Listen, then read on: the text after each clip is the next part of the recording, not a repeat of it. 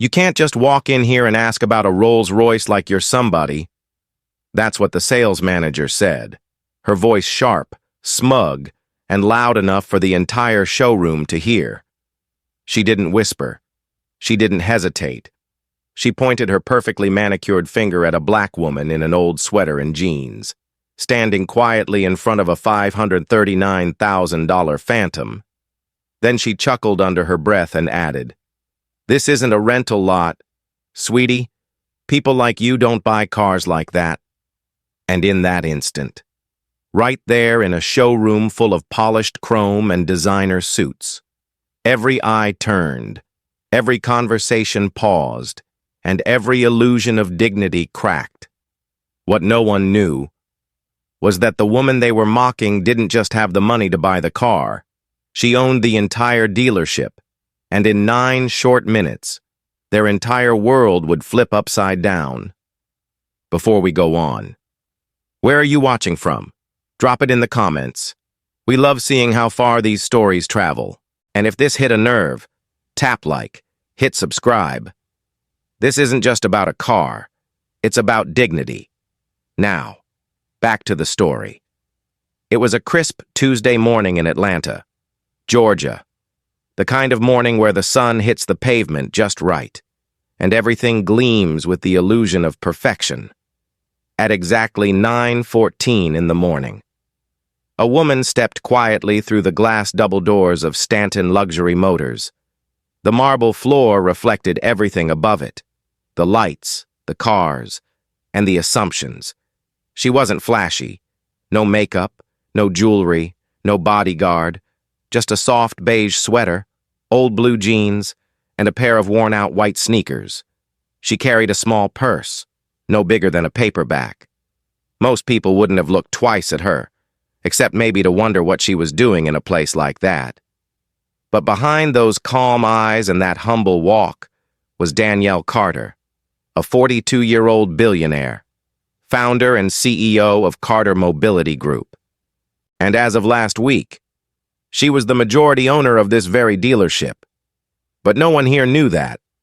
Danielle didn't come with a camera crew or a press release. She came alone, under the radar, because she wanted to see how her team treated the everyday person, how they treated someone who didn't fit the mold of wealthy. She wanted to know, would a woman like her mother or her niece be treated with respect in a place like this? Or would they be dismissed the second they walked in the door, inside the dealership? It was luxury on display. Glass walls, soft leather chairs, a coffee bar that served imported espresso, and a quiet jazz playlist echoing through the space. A white couple was looking at a Bentley. A suited businessman was escorted to a test drive in a Lamborghini. And then there was Danielle, walking slowly, deliberately, until she stopped in front of a 2023 Rolls-Royce Phantom Series 2. Midnight sapphire exterior, chrome trim, hand-stitched leather interior, and a price tag of $539,000. She stood there for a moment, just looking. That's when Amanda Blake, the showroom's senior sales manager, noticed her. Amanda was polished, proud, and quietly judgmental. 7 years in luxury auto sales had taught her how to read a customer within seconds. At least that's what she thought. She glanced at Danielle's sneakers and decided immediately that she didn't belong. "Can I help you?" Amanda asked, walking over with a tight smile. "Or were you just browsing?" Danielle nodded politely. "Actually, I had a few questions about the Phantom." Amanda blinked. "That one?" she asked, gesturing toward the Rolls.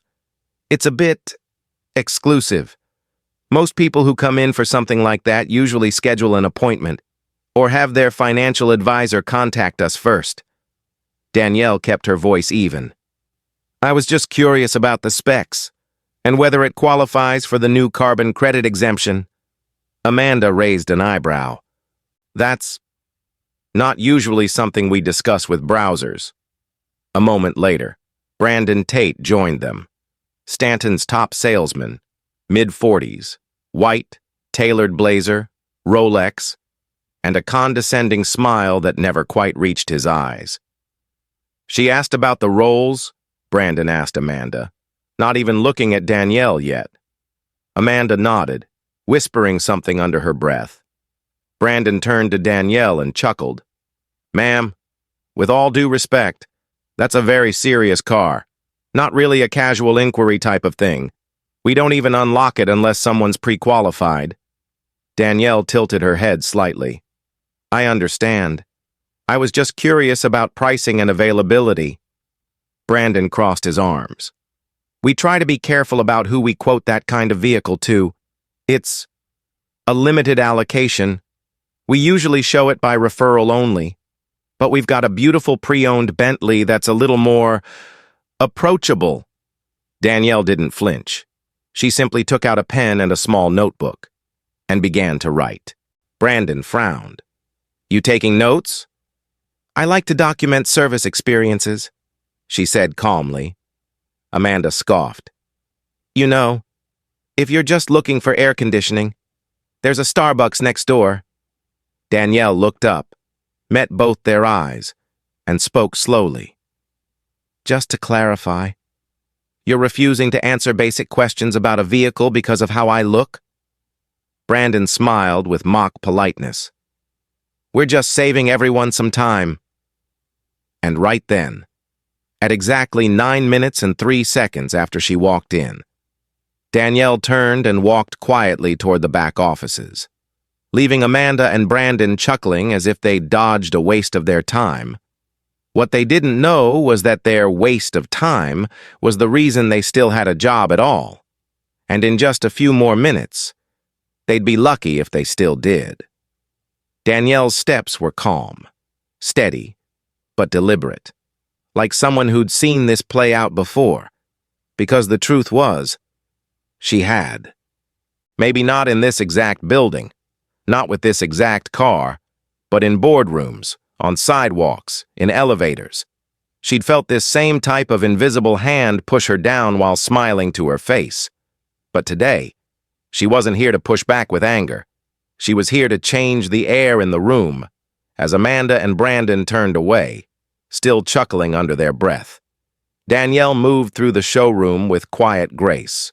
Every few steps, she passed another sales rep, another receptionist, another intern, none of whom recognized her, though a few did glance twice, sensing there was something different about the way she carried herself. In the corner office marked General Manager, a young woman sat behind a desk, organizing finance files. Her name was Lisa Monroe, 29, sharp as a tack and just 3 months into her new position as Assistant Operations Manager. Danielle knocked softly. Lisa looked up. Their eyes met for the first time. Not as strangers, but as two women who instantly understood each other.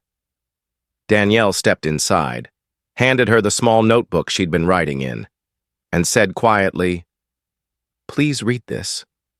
Then come with me." Lisa read in silence. Her fingers trembled slightly as she reached the final line. I am Danielle Carter, CEO of Carter Mobility Group. We acquired Stanton Luxury Motors last Thursday. Her eyes widened. Her breath caught. Ma'am, she whispered. Standing up so quickly, her chair rolled back. I didn't know you were coming today. Danielle nodded. That's the point. I came as a customer. I came to see what people like me experience here. And now, we're going to let them see what leadership looks like. Without waiting for further explanation, Danielle turned and walked back toward the center of the showroom. Lisa followed 2 steps behind, her heart pounding. The atmosphere in the building hadn't changed yet. Amanda was now showing a Porsche Cayenne to a well-dressed white couple.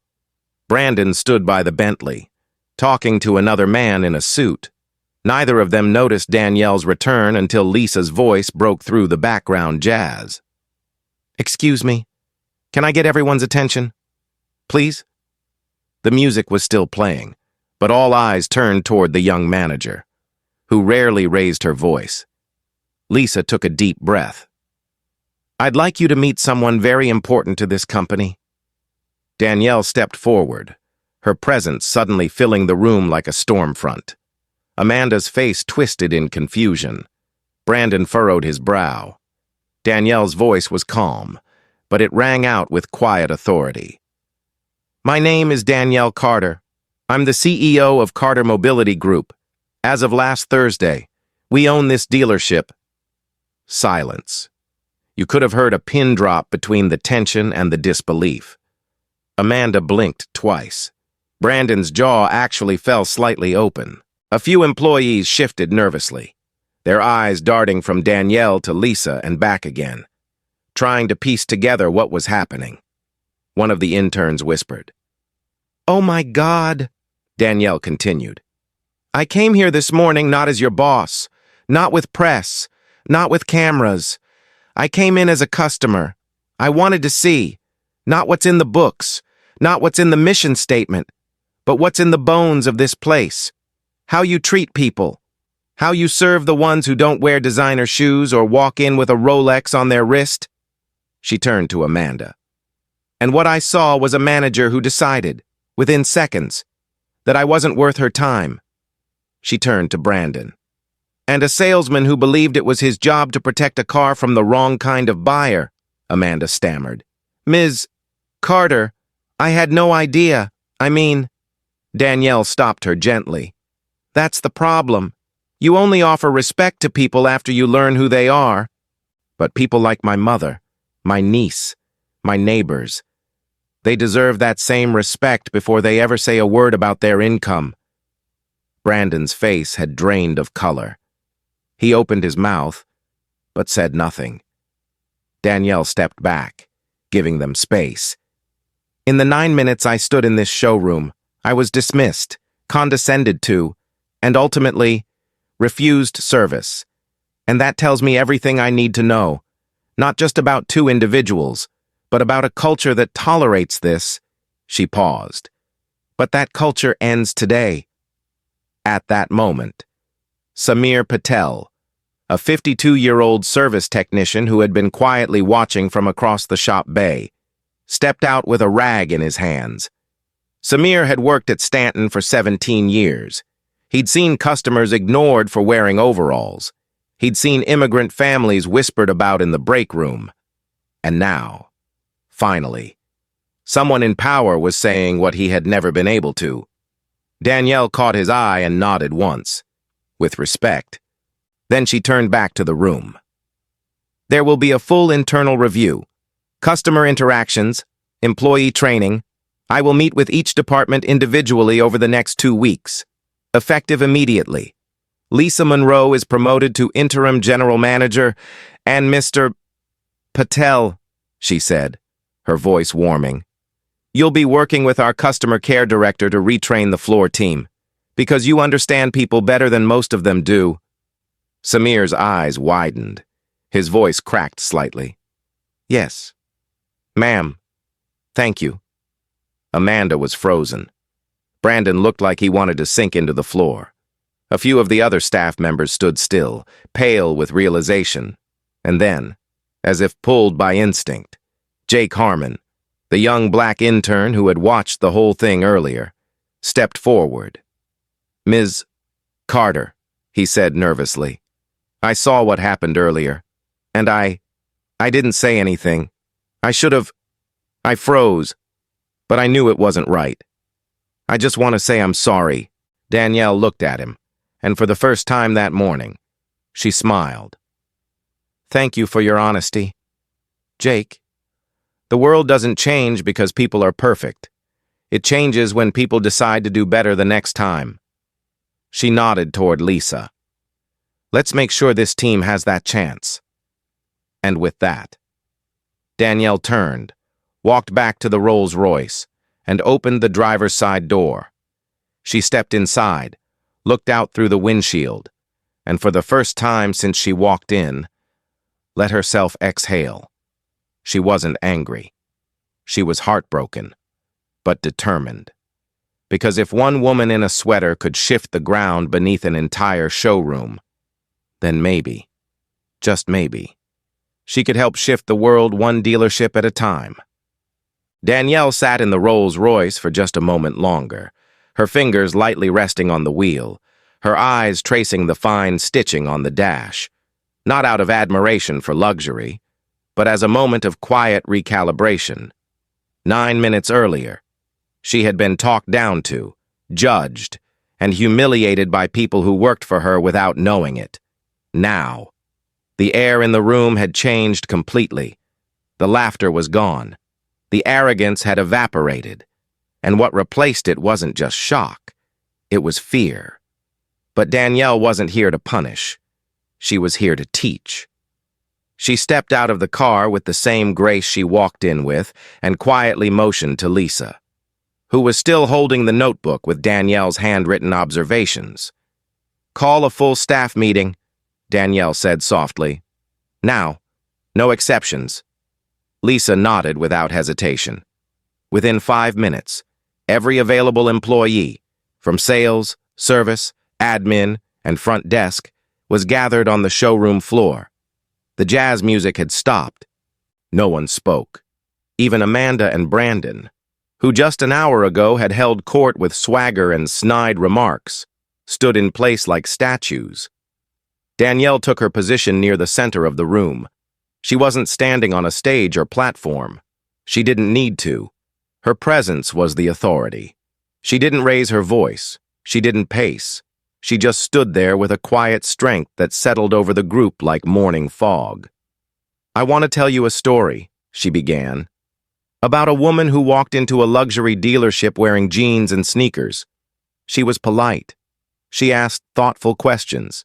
She was curious about a particular car, a Rolls-Royce Phantom, and what she got in return was mockery, dismissal, and exclusion."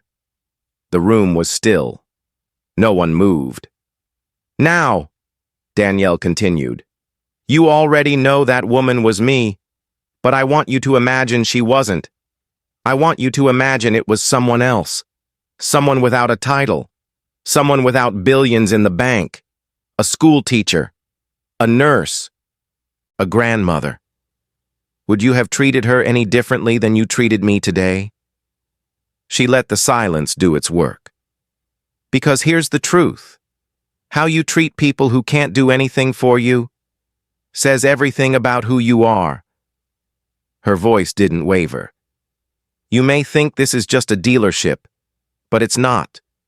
It's a reflection of something bigger, of how we value or devalue human dignity. And if you think the product we sell is just horsepower and chrome, you've already failed. What we sell, more than anything, is trust." She looked directly at Amanda, who couldn't meet her gaze. "Amanda, when you looked me up and down this morning and redirected me to the used section without asking my name, that wasn't customer service. That was profiling. That was disrespect. And it was loud." Amanda's voice cracked. "Ms. Carter, I didn't mean—" Danielle raised a hand gently. "I'm not interested in intentions right now. I'm interested in accountability." Then she turned to Brandon. "And Brandon, when you laughed at the idea of me being able to afford a car like that, and when you told me to try a Ford dealership down the road, what message do you think that sends to every black or brown or working-class person who walks through these doors?" Brandon's face was red, his mouth tight. He had nothing to say. Danielle continued. "The truth is, I didn't need a car today. I came to see what kind of team I had inherited. And unfortunately, what I found was a culture of assumptions, of surface-level thinking, of arrogance." She paused, letting the weight of those words land. "But that ends now. Today." Danielle then shifted, her tone softening slightly. "I know this isn't all of you. Some of you in this room serve people every day with kindness, patience, and professionalism, and to those of you who do, I thank you. But if we don't root out this rot at the center, it'll spread. I've seen it before, in companies, in cities, in entire industries." She turned back to Lisa. Effective immediately. We're launching a 3-month internal audit of every customer interaction, past and present. We're opening an anonymous reporting system for staff to call out discriminatory behavior. And every single employee, myself included, will go through empathy and unconscious bias training, led by an outside firm. A murmur rippled through the staff. Danielle raised her voice slightly, the first time all morning. If that makes anyone here uncomfortable, this might not be the place for you, and that's okay. But we are going to build something better. And if you stay, I expect you to be part of that work. She stepped aside and motioned to Samir, the longtime technician who had stood quietly near the service bay door. Samir Patel has worked here longer than almost anyone. He's treated customers with kindness, regardless of what they look like. That's the standard I expect. Samir will be promoted to Director of Guest Experience, effective today. Gasps echoed through the room, but they were not mocking this time. They were filled with respect. Samir stood stunned, eyes wide behind his smudged glasses. Ma'am, thank you. I've been trying to say something for a long time, but I thought no one would listen. Danielle looked him in the eye. We're listening now. Then she turned to Jake, the young intern who had bravely stepped forward earlier. Jake, she said, it takes courage to admit you froze, but it also takes integrity to want to do better. You'll be assisting Lisa directly starting tomorrow. I believe in growing people who are willing to grow themselves. Jake's eyes welled with tears, but he nodded firmly. Thank you, ma'am. I won't let you down.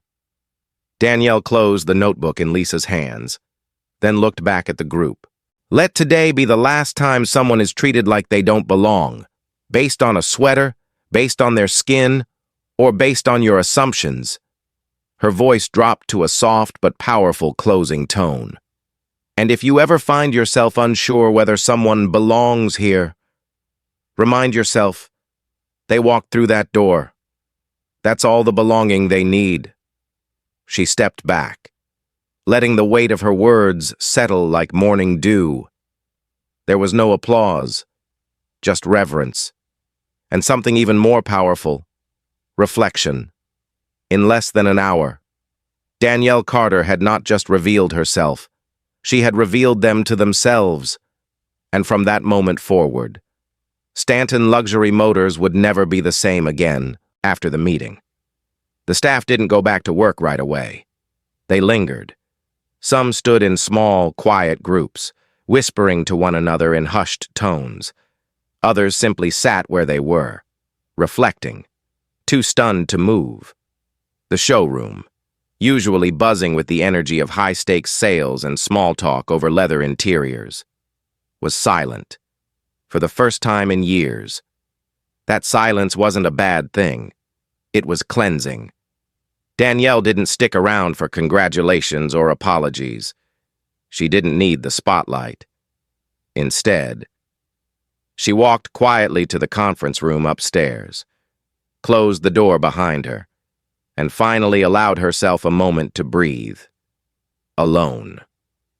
The leather chair gave a soft sigh as she sank into it, her fingers resting on the table, still steady, but now heavy with the emotional weight of what had just unfolded. On the far wall, a single black and white photograph hung beneath a soft light. Danielle stood and approached it. The image was of the original Stanton dealership, back in 1972. 3 men in white shirts and skinny ties standing proudly next to a row of Cadillacs. But Danielle didn't stop at the photo. She pulled out her phone and opened an image of her own. It was a picture of her mother, taken in 1991. She was standing next to an old, used Chevy Malibu in a dusty lot on the south side of Chicago, wearing a department store skirt and holding a manila envelope with her credit approval. Danielle had been 7 years old that day. She remembered everything. Her mother had saved for nearly 3 years to afford that car. It was the first thing she'd bought in her name after leaving an abusive marriage. Danielle remembered holding her mom's hand, swinging it back and forth while they waited for someone to come out and help them. But no one came. They'd stood there for nearly 20 minutes. Salesmen walked by. Some nodded. Most looked right through them. When her mom finally asked for assistance, a young man said, "You might want to try the used lot down the road. This side's for real buyers." Danielle didn't understand the insult at the time, but she remembered her mother's smile crack.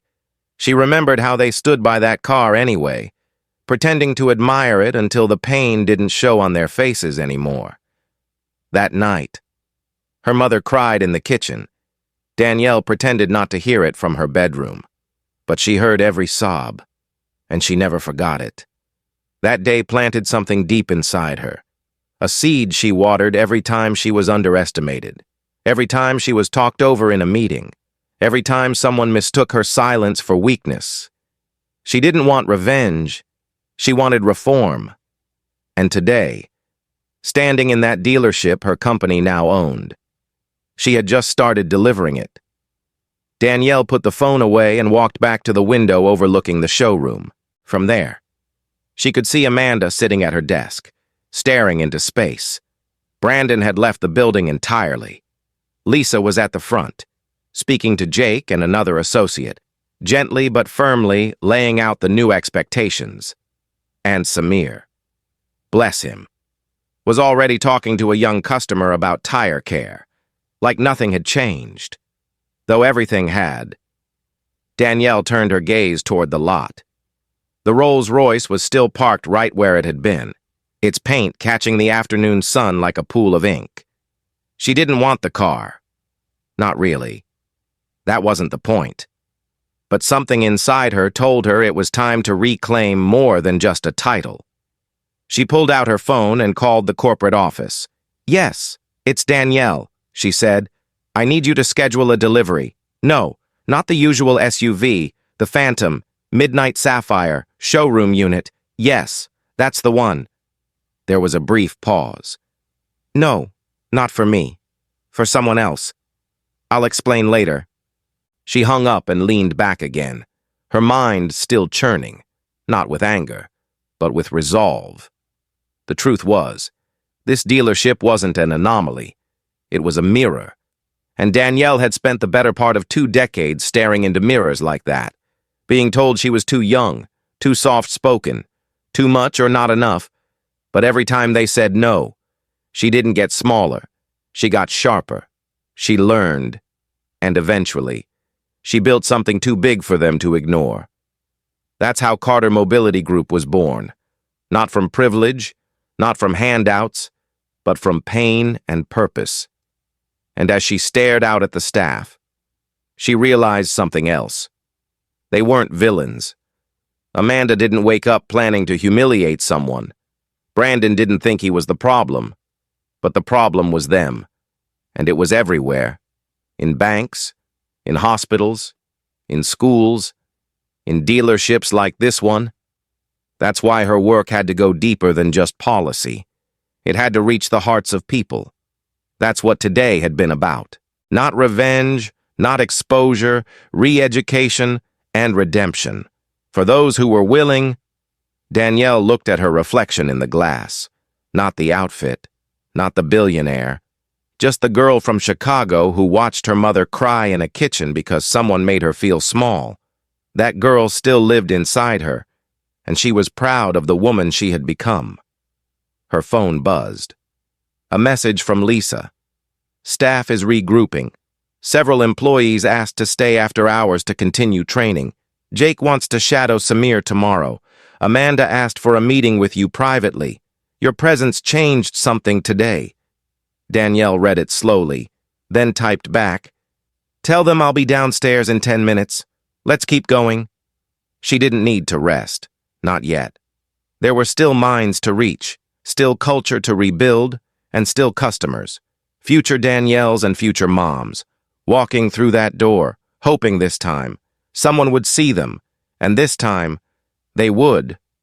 Danielle Carter wasn't someone who normally aired her business in public. She built Carter Mobility Group quietly, methodically, brick by brick. She'd always believed that the most powerful moves didn't need applause.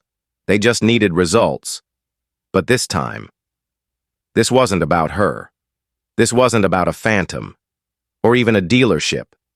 It was about what that moment had exposed, what millions of Americans, especially Black and brown Americans, knew in their bones, but rarely saw acknowledged in public.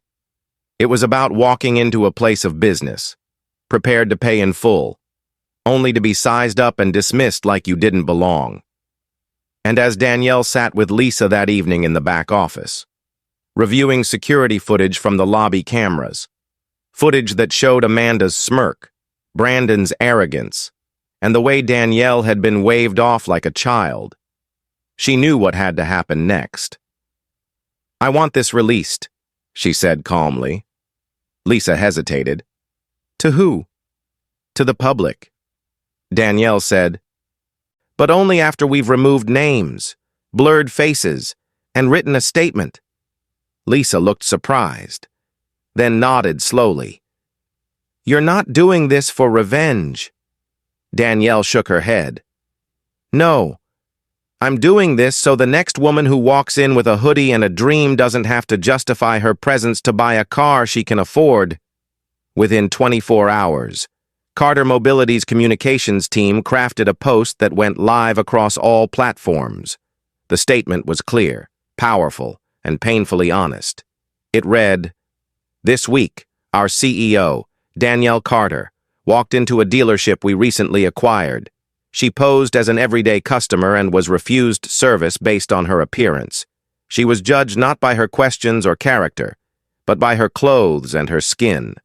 We share this footage not to humiliate, but to educate. The culture of assumption ends now. We commit to transformation, not silence." The video that followed was short, just over 3 minutes. It showed Danielle walking in, Amanda's dismissive gesture, Brandon's laugh, Danielle's soft-spoken clarity, and finally, the moment she revealed her identity, leaving the entire showroom in stunned silence. That clip, raw and unfiltered, hit the internet like a thunderclap. Within hours, it was trending. Within 12, it had passed 8 million views. Within 24. Rolls-Royce reception and "Don't Judge by the Cover" were everywhere.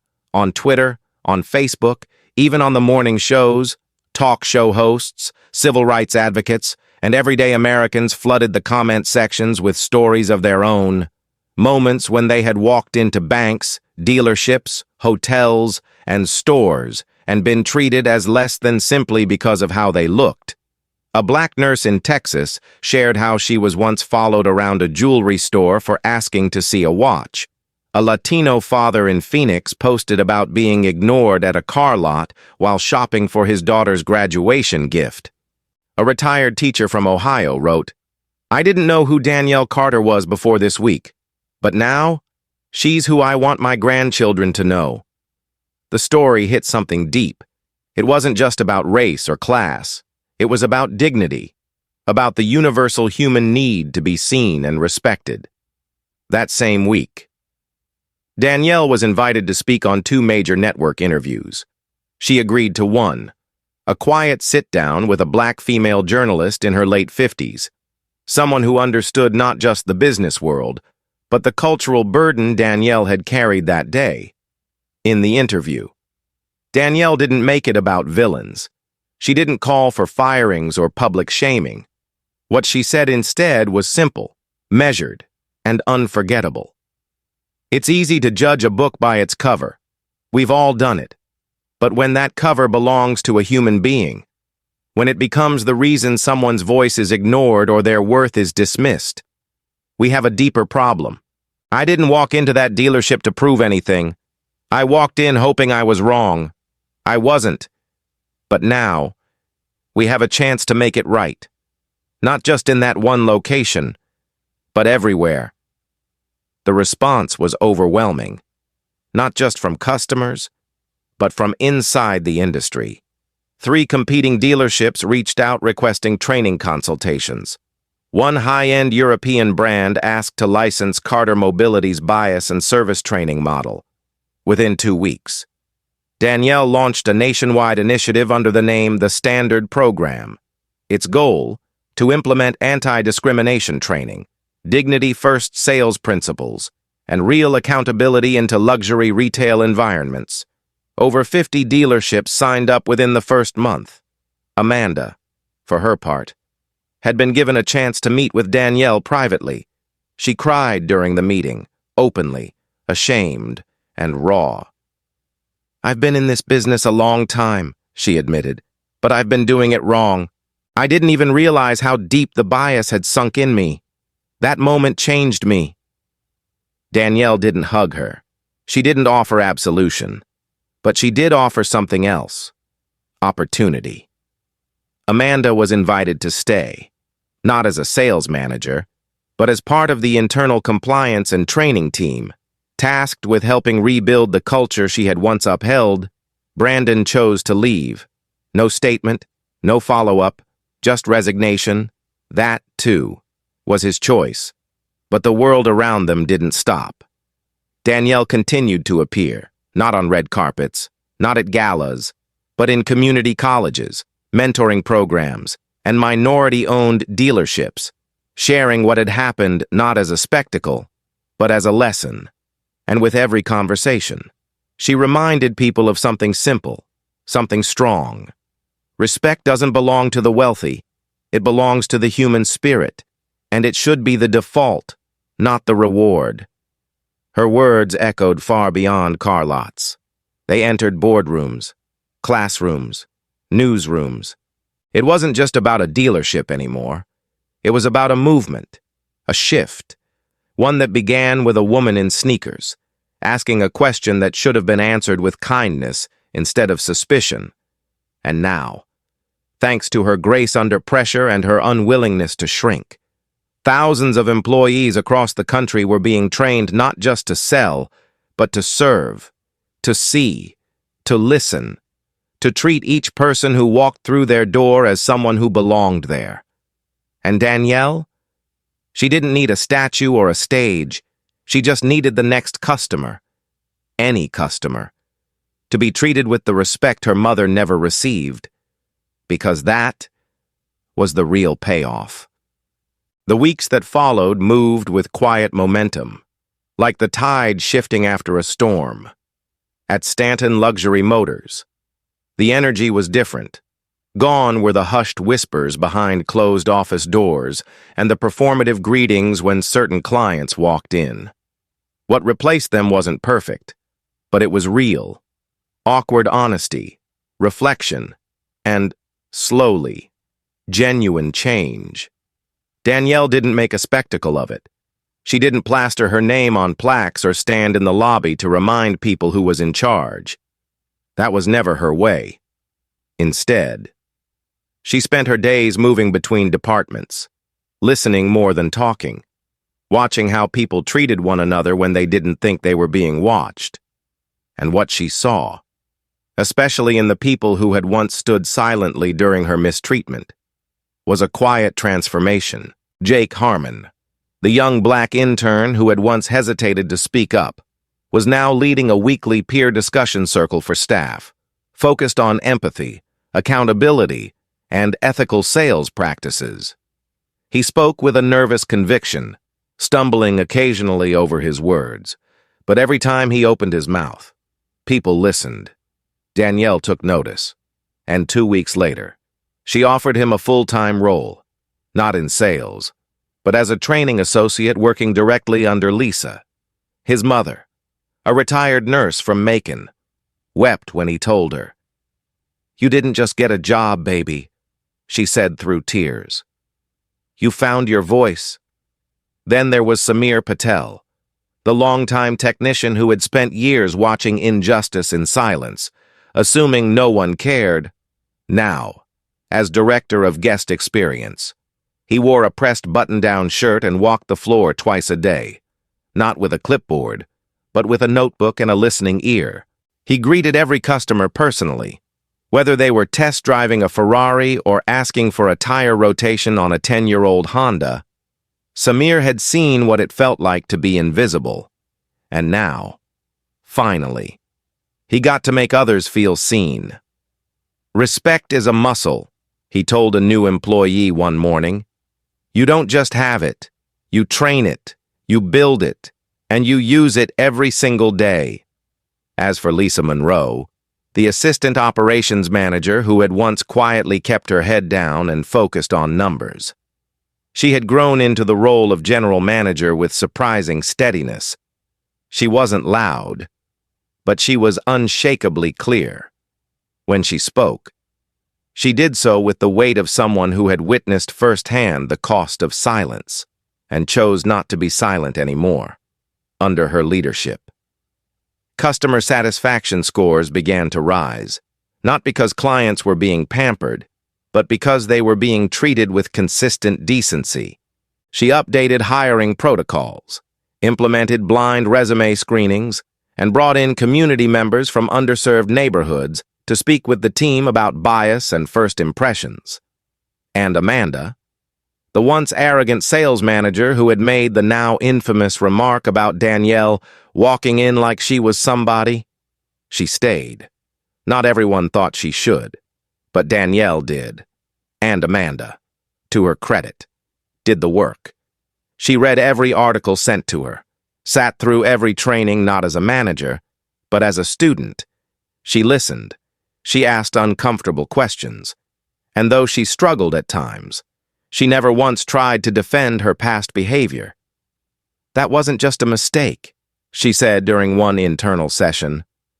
That was a reflection of what I didn't know, and what I wasn't even trying to learn. In time, she earned back the trust of her colleagues, not because she pretended it hadn't happened, but because she never stopped owning that it did, and the community noticed. Local news outlets began reporting on the cultural turnaround at Stanton Motors. Customers of all backgrounds, incomes, and ages started showing up, not just for the cars, but because they wanted to buy from a place that had learned to do better. One elderly black couple from Alabama drove 3 hours just to shake Danielle's hand. A young woman who had once been turned away from another dealership for not dressing the part posted a video of her buying her first car from Samir. It went viral. Danielle, for her part, stayed mostly in the background. She wasn't after praise. She was after progress. But what she didn't anticipate was how far her influence would travel. Other dealerships across the country began requesting the standard program toolkit that Danielle's team had quietly assembled after the incident. It wasn't flashy, just a series of principles, reflection prompts, and real accountability mechanisms. But it worked. The ripple effects moved outward, from cities to suburbs, from showrooms to service bays, and through it all, Danielle never once raised her voice or called anyone out online. She led from behind, believing deeply that lasting change came not from humiliation, but from courage, humility, and persistent truth. One evening, about 6 weeks after the viral moment that started it all, Danielle returned to the dealership just as the sun was setting. The building looked the same from the outside, but she could feel the difference the moment she stepped in. She walked past the desk where she'd first been dismissed, past the spot where Brandon had laughed, past the place where she had revealed her identity, and at every stop, she saw something new. A customer shaking Jake's hand, Amanda quietly mentoring a new hire, Lisa reviewing interview notes with a candidate in a wheelchair, Samir walking a Spanish-speaking customer through a repair, using an iPad translation app with patience and warmth.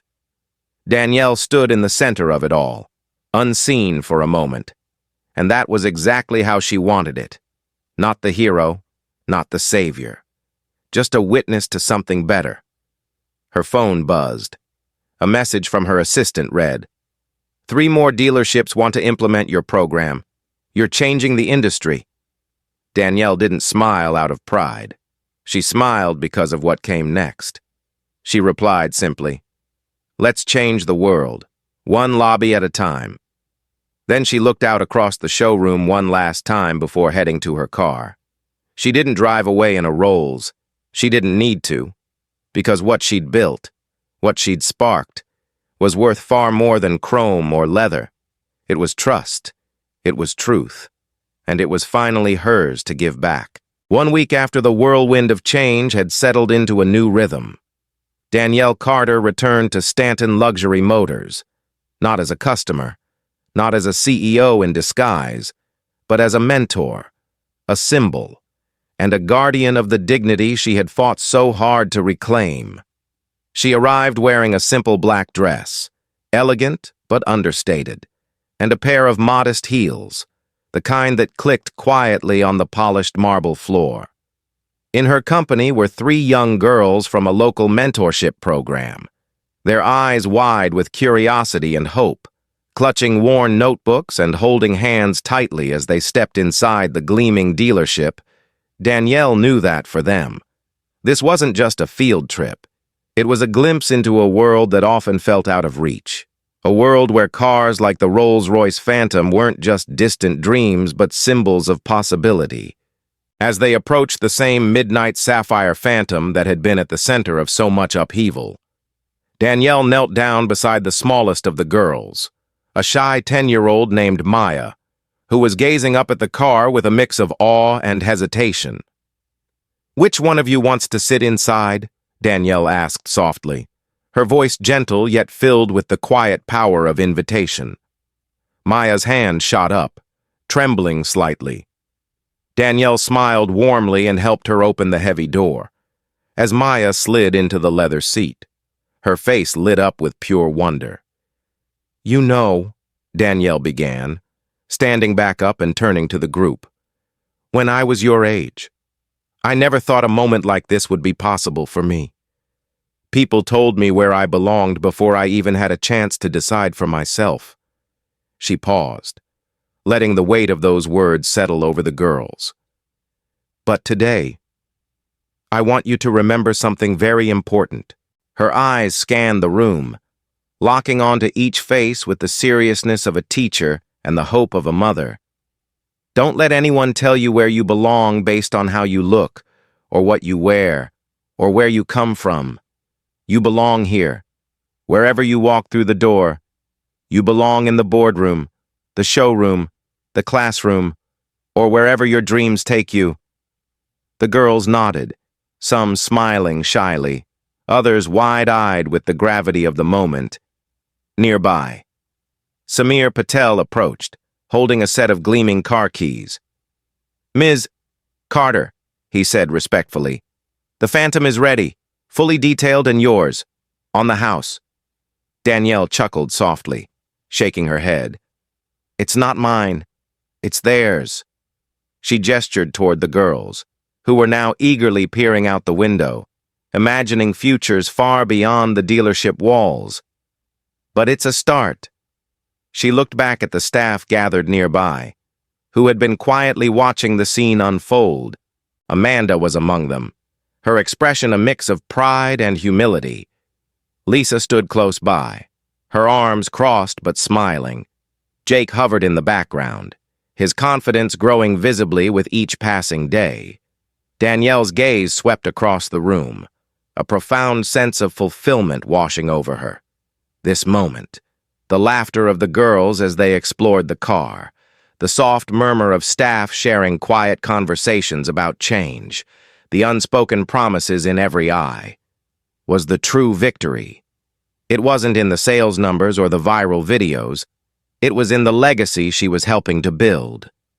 She turned to the girls once more and said, "Remember, life will try to judge you by your cover, but the best stories, the ones that truly matter, are written inside. Your chapters are just beginning. Make them count." As the sun dipped lower, casting long golden rays through the showroom windows, Danielle felt a quiet peace settle within her. She didn't need to be seen as a hero. She had become a quiet force of change, a reminder that dignity isn't given by others, but claimed by each of us. And as Maya stepped out of the Phantom, eyes sparkling, She looked up at Danielle and whispered, "Thank you." Danielle smiled back, knowing that the work was far from over, but hopeful that the future was a little brighter, one young dreamer at a time. And in that, she found everything she had ever wanted. Thanks for watching. Please like, subscribe, and share if this story touched you. See you next time.